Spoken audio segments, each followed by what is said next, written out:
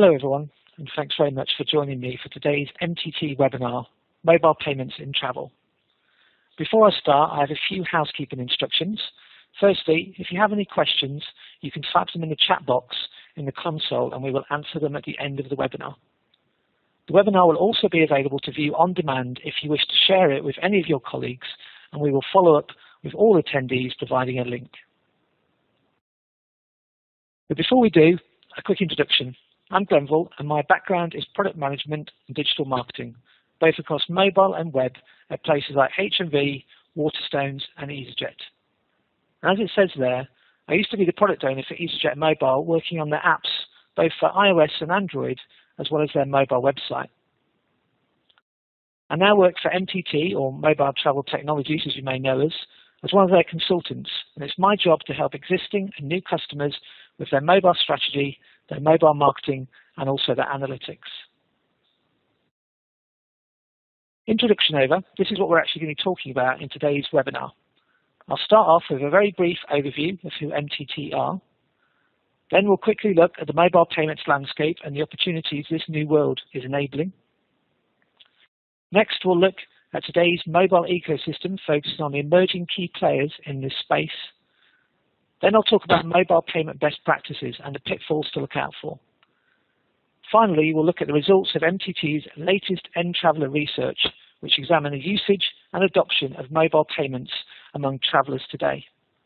And of course, we'll cover any Q&A at the end. So who are MTT? MTT helps airlines, TMCs and OTAs worldwide to deliver compelling digital experiences via sophisticated apps and innovative mobile services across smartphones, tablets, wearables and responsive web solutions. MTT-powered apps and mobile sites are used by millions of travellers every week, and these are just a few of our customers. We developed the first ever app for Saudi, who are the flag carrier for the Kingdom of Saudi Arabia. Singapore Airlines, we launched brand new apps for this world-class airline, as well as an IFE companion app for the iPad just a few weeks ago. EasyJet, we make the multi-award-winning apps for one of the biggest airlines in Europe. We also develop apps for both LAN and TAM, who are now, of course, LATAM, the largest airline group in South America. And in the TMC space, we launched iOS and Android apps for capital travel last year, whilst for BCD, who are one of the world's largest TMCs, we developed their first ever apps, as well as a responsive website hub for their travellers. Enough about MTT though, I'd now like to focus on the mobile payments landscape. We'll start off with a quick quote here from last year, and this is from the Group Executive of Emerging Payments at MasterCard, saying that mobile payments are arguably the biggest disruption since the introduction of cards. That's a bold quote, but he's right. Mobile payments are one of the most disruptive innovations to affect the way that people transact today, and this is having a huge impact across the mobile industry. But these type of quotes are backed up by the numbers. In 2016, consumers worldwide will use their mobile phones to spend a total of $620 billion on mobile transactions, and that's a 38% year-on-year increase, and this upward trend is predicted to continue for the next 4 years. MTT have said this a number of times now, but 2016 will be a watershed year for the payments industry. With improvements in security and authentication, the expansion of mobile infrastructures worldwide, and increased commerce capabilities, these are all giving users ever more compelling reasons to make purchases using their mobile devices. So what does this growth look like globally? The rate of mobile transactions is increasing all over the world, but demand and infrastructure are obviously developing at different speeds and in different ways. In the US, 90.7 million mobile transactions happened across the USA and Canada, with a forecast of a 210% increase in 2016. The rest of the world is a jigsaw of adoption and growth rates, with Europe set to experience a year-on-year increase of 62% this year, whilst in the APAC region, which actually dominates in volume, the growth rate is slower. The Middle East and Latin America lag in mobile transactions due to heightened fears of fraud and mobile security in these regions, but adoption is still growing. Finally, China, which sees massive growth opportunities there. In fact, just last month, when Apple Pay launched, it was enabled on 3 million cards in just 2 days. That was a whistle-stop tour of the globe there, but what does this landscape look like for travel? Digital transactions in travel are estimated to rise to 762 billion by 2019. And actually by that same year, 55% of e-commerce transactions will come from mobile. And this size of the mobile travel prize is growing at a rapid pace. In fact, this year, over half of US travelers will book a trip via a mobile device. These numbers obviously highlight a significant opportunity for travel companies to further engage their travelers by adopting a strong mobile payment strategy. In fact, MTT believes the most successful brands in travel over the next few years will have enabled their customers to pay the way they wanted to pay rather than making that choice for them. Alongside this growth come a number of opportunities to utilize mobile payments both in-app and at point of sale. There are some big statistics on the screen here, but the most interesting is the growing number of travelers looking to use mobile instead of cash, now at nearly 50%. Now, it's not just point of sale, as you can see. Research has shown that 40% of Apple Pay transactions take place in-app. If you're not already developing or considering Apple Pay in your mobile solution, then from tomorrow, you should be. This also leads to a cross-platform upsell opportunity too, because thinking about mobile alone now is tunnel vision. You can clearly see a near future of adding a bag to your return trip by simply tapping your watch or upgrading your fare type using your NFC-ready tablet while sitting on the plane. Small, simple transactions made in an instant will open up a new world of location and context-driven ancillary possibilities. Now let's look at the ecosystem. Like mobile devices themselves, there is a dizzying array of mobile players in the mobile payment space. So let's break this down.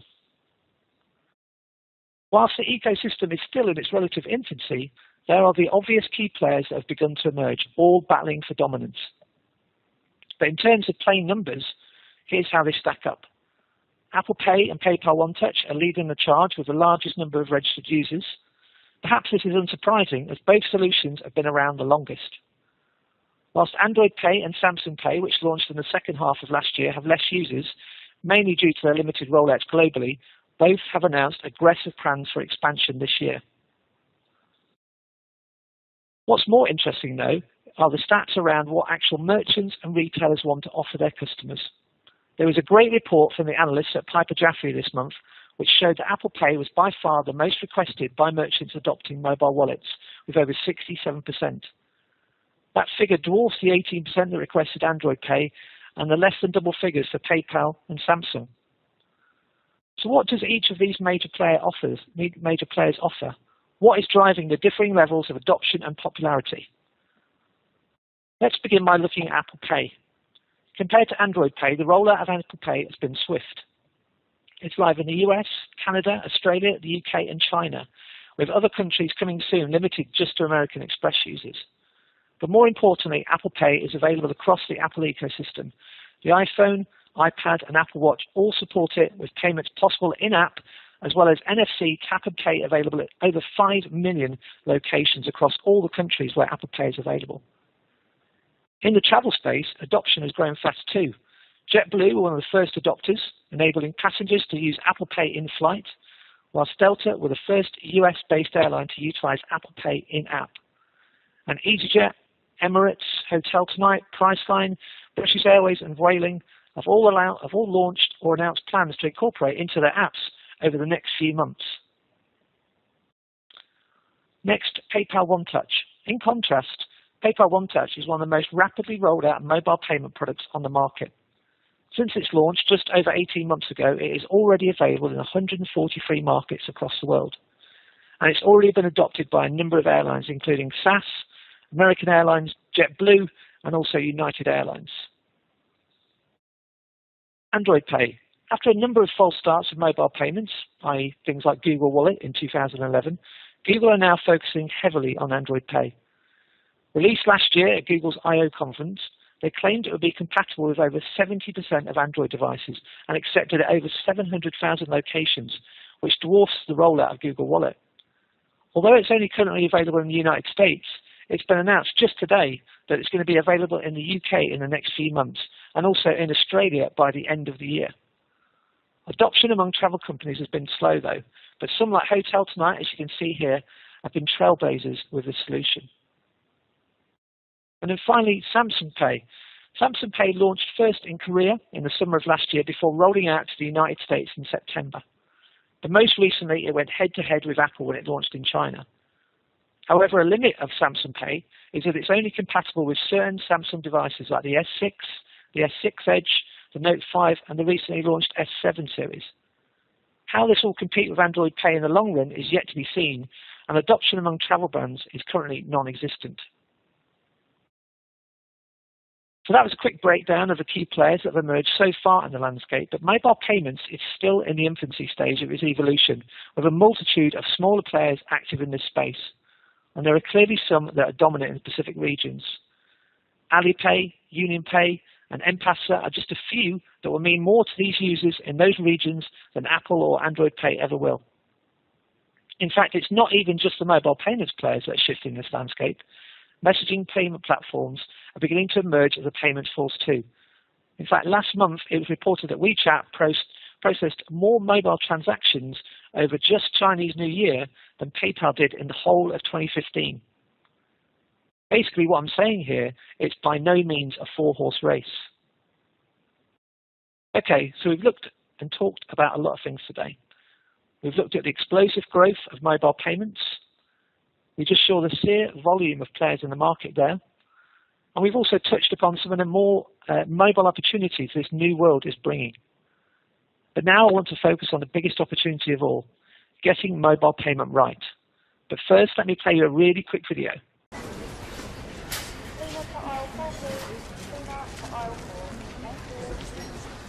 Hey, just that, thanks. You sure? Yeah. Username? Oh, Nick M? No. NM1983? No. Zandy Pops? Sorry. Zandy Pops? No, okay. Don't worry, I'll help. What's your postcode? Oh, it's GU749ZT. Welcome back, Nick Forever. Oh, okay. Please listen carefully to this bread license agreement before continuing with your purchase of a loaf of bread. If you do not, blah, blah, blah. You also agree not to use any bread-based products for any purposes prohibited by United Kingdom law, including without limitation, design, development, manufacture of missiles, chemical, nuclear or biological weapons. Tick. I'm afraid you've timed out. What? Sorry. Hello? Excuse... Oh, yeah, hey. Just one loaf, sir. Yeah, we just... What's your username? It's Nick Forever, but number 4, not the... Gotcha. Yeah. Okay, I'm just going to check that you're a real person. Could you say that for me? That's not even a word. Okay, how about this one? You know what, forget it. This one? Hippo Potter Mice. You're in. Great, I'm in. £8.85.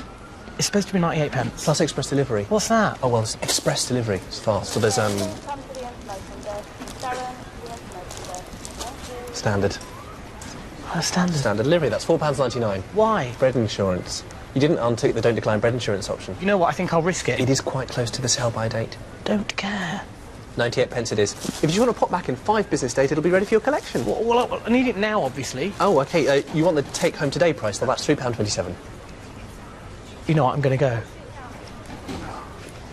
Come back soon. I won't.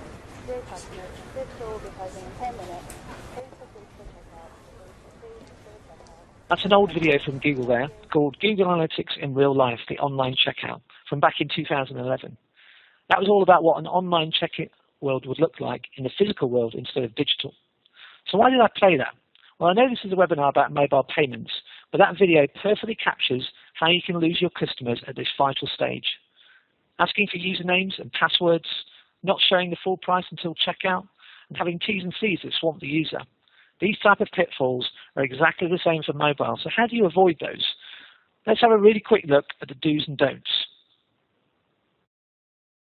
Checkout pages are not the time to drive acquisition of your loyalty program or to gain more numbers in your account database. You need to get your users through the checkout pages as quickly as possible, and one of the best ways to do that is offer guest checkout.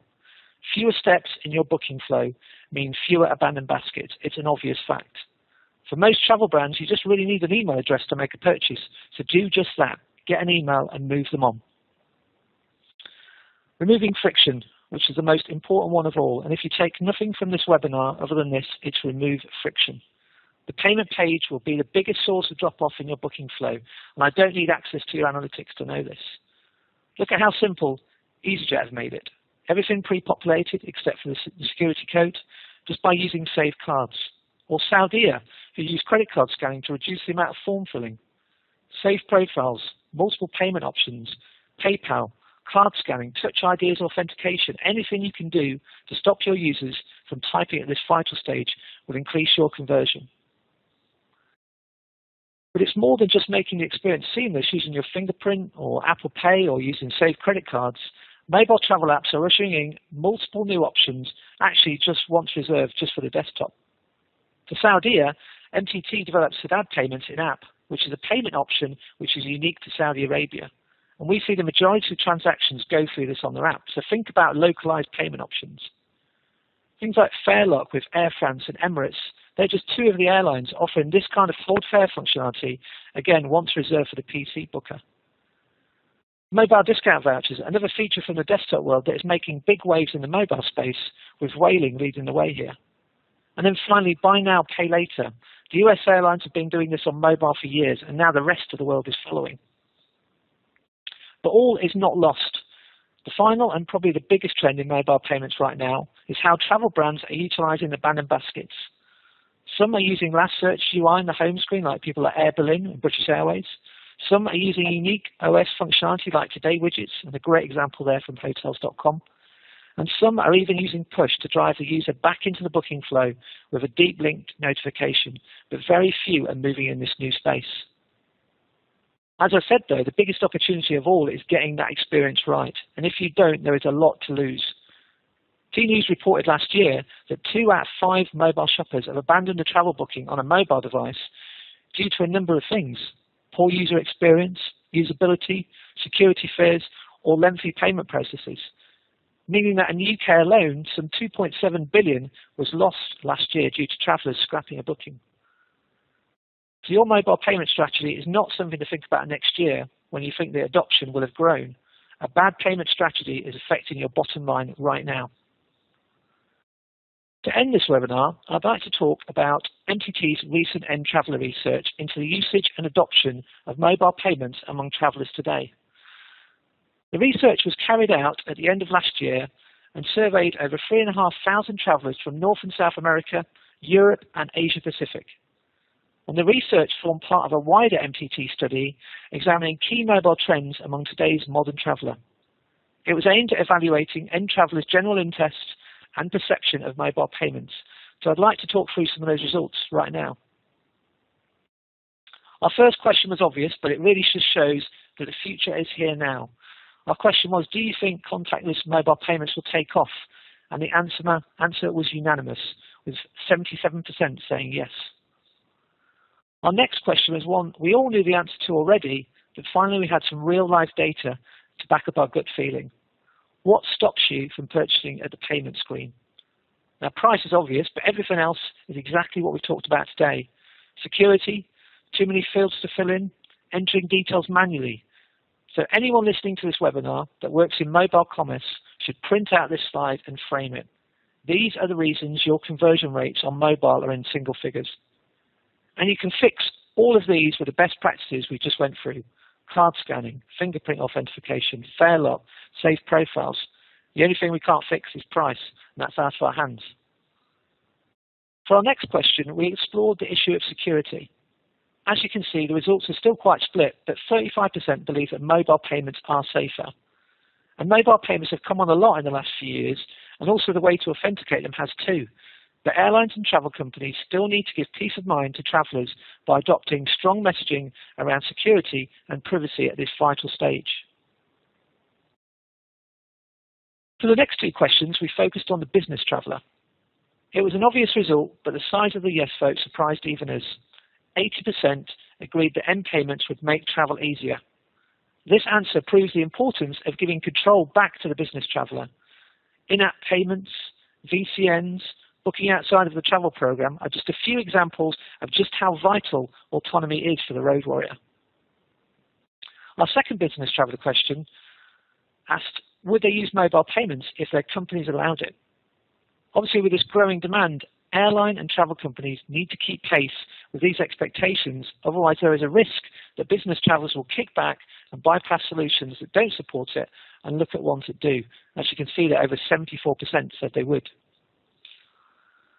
The next section of the survey focused on the upsell and ancillary opportunities via mobile payments. So let's have a look at those results now.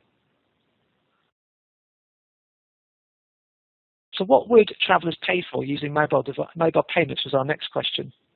The answers highlight a significant opportunity to drive mobile revenues by presenting relevant and ancillary offers throughout the travel life cycle.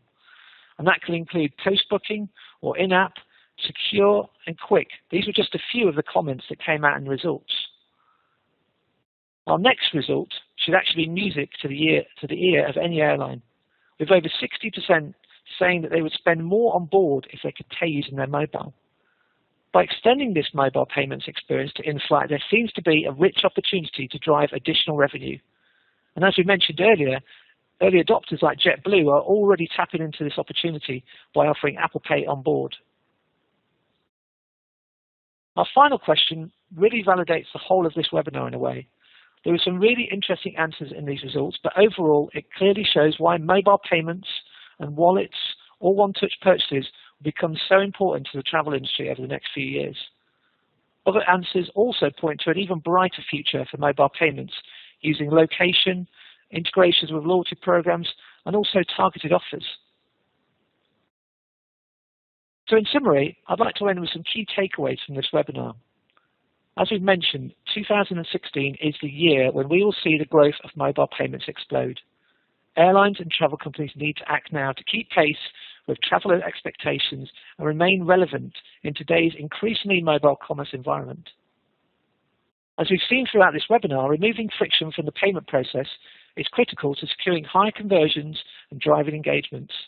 Lengthy and cumbersome payment processes will no longer cut it with travellers who are increasingly used to one-click payments. Quick, secure and easy payment methods will enable airlines and travel companies to extend the revenue opportunity beyond the simple booking phase and to delve deeper into the complete travel cycle. And actually throughout this travel cycle, end travellers today are open to ancillary offers, but only if they are contextual and relevant. Finally, while mobile payments continue to gather pace and grow in dominance, it is clear that the most successful brands in travel will enable their customers to pay the way they want to pay, rather than making that choice for them. Thank you very much for joining this webinar today. If you would like to have a discussion about your mobile strategy, including your mobile payment strategy, please get in touch with MTT to arrange a meeting, and details are on the screen. Thank you.